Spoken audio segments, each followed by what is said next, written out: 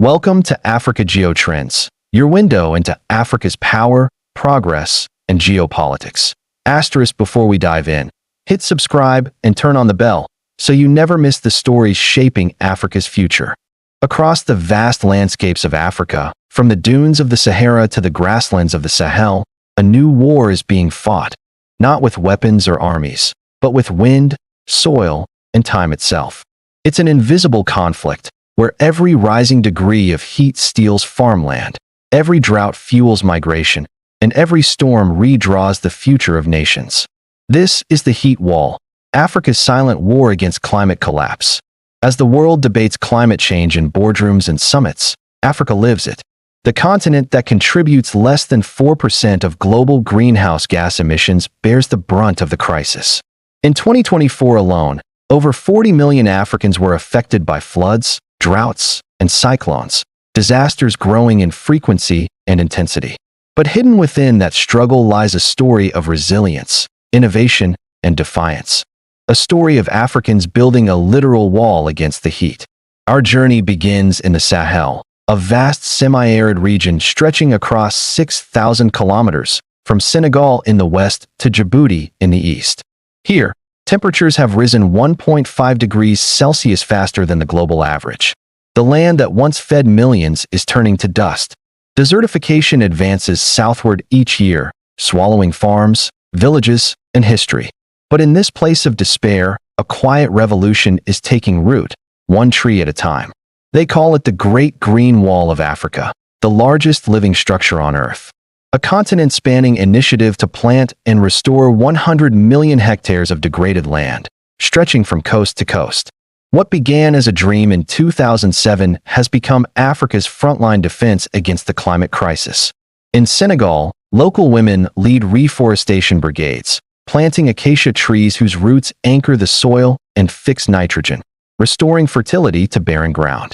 In Niger, farmers are reviving ancient zai pits, small planting basins that trap water and nutrients around seeds.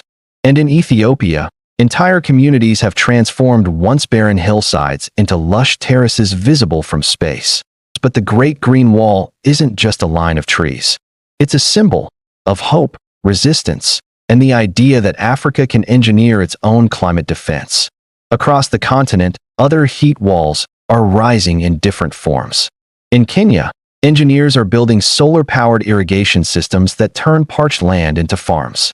In Morocco, the Noor Ouarzazate Solar Complex, one of the world's largest, spans the desert like a sea of mirrors, generating clean energy for millions. In South Africa, wind farms at the Karoo, producing electricity from air currents once considered useless. Each project is a brick in a larger wall, a continental barrier against the collapse of ecosystems and economies. In the Horn of Africa, the story is one of survival. Prolonged drought has devastated pastoralist communities. Livestock die by the thousands. Rivers vanish. Yet, innovation rises from the dust. Somali engineers are developing underground water vaults, massive cisterns that store rainwater during brief wet seasons, ensuring water security in the dry months. In Ethiopia's Tigray region, villagers have built check dams and stone terraces that slow erosion and capture rainfall. Everywhere, local solutions emerge, small, decentralized, often ignored by global media, but profoundly effective. Meanwhile, the stakes grow higher. Scientists warn that if global temperatures exceed 1.5 degrees Celsius, vast portions of sub-Saharan Africa could become uninhabitable for human life by 2050. Entire populations would be forced to migrate, not by choice, but by necessity. The term climate refugee would no longer be theoretical. But Africa refuses to be a victim. Instead, it's becoming a laboratory for climate adaptation. Narrator. In the dusty town of Ouagadougou, Burkina Faso, an unlikely group of innovators work in silence. Engineers, farmers, and data scientists collaborate to build Africa's first AI-driven drought prediction network. By combining satellite imagery, weather sensors, and traditional knowledge, they predict rainfall weeks in advance, allowing farmers to plan, plant, and harvest more intelligently.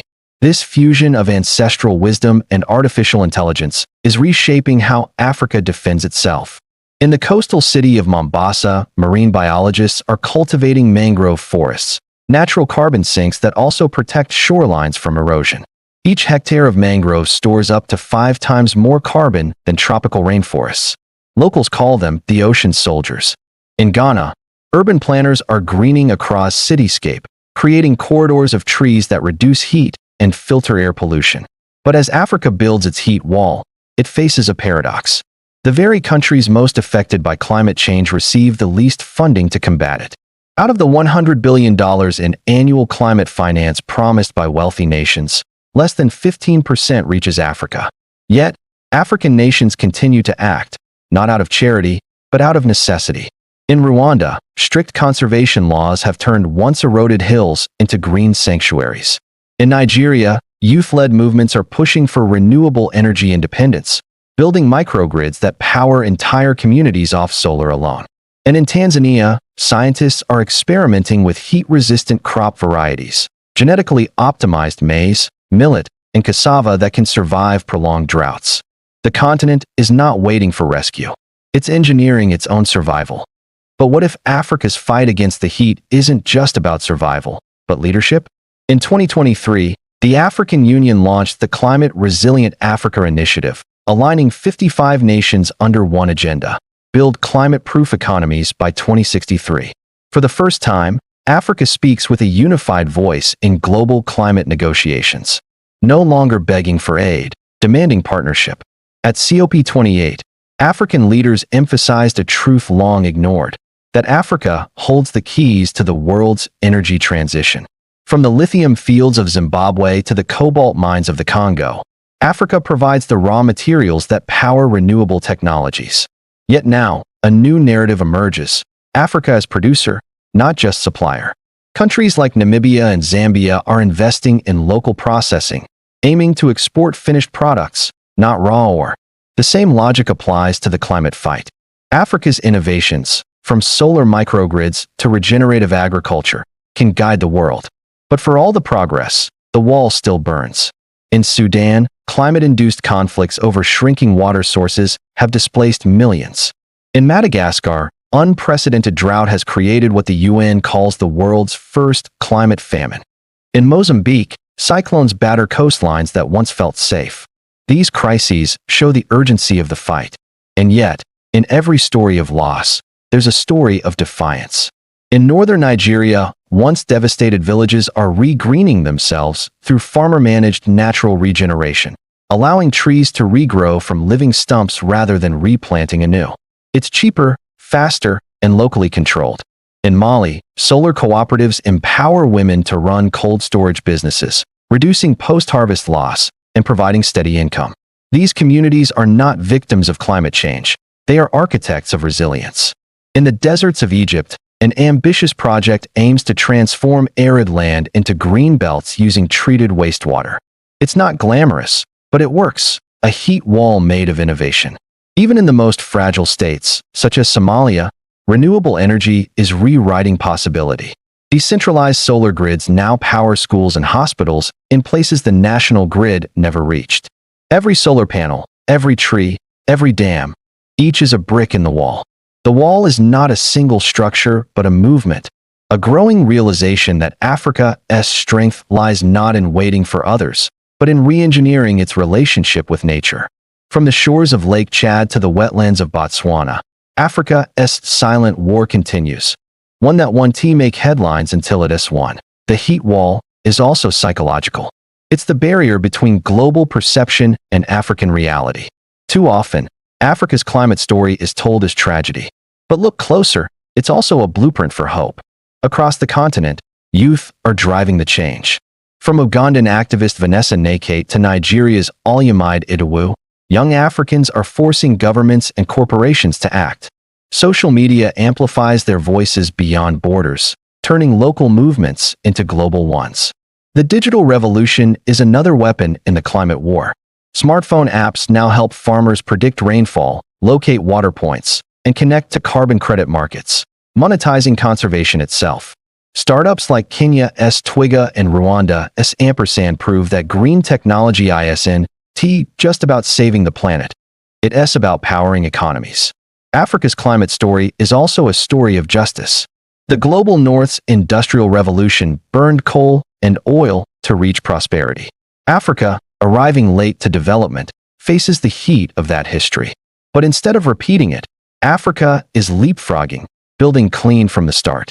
Hydrogen plants in Namibia, geothermal stations in Kenya, wind corridors in Ethiopia, all prove that development and decarbonization can go hand in hand. Narrator, pause. So what is the heat wall? It's more than a defense, it's a declaration. A statement that Africa will not be the sacrifice zone of the 21st century. In the dunes of Mauritania, farmers plant palms along windbreaks that cool microclimates. In the forests of Gabon, satellite monitoring prevents illegal logging. In the savannas of Tanzania, beekeeping projects regenerate forests while creating income. Each action small, each consequence vast. From the sky, you can already trace the line of change, green veins cutting across brown earth. The wall is rising, invisible to most, unstoppable to those who build it. The final battle in Africa's silent war will not be won with speeches, but with shovels, sensors, and solidarity.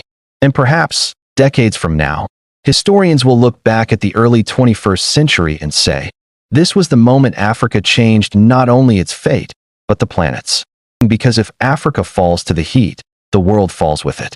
But if Africa stands, rooted, united, alive, it becomes the world's shield. You've been watching Africa Geotrends, where Africa's moves shape the world. That if you haven't already, subscribe now and stay ahead of the next big story.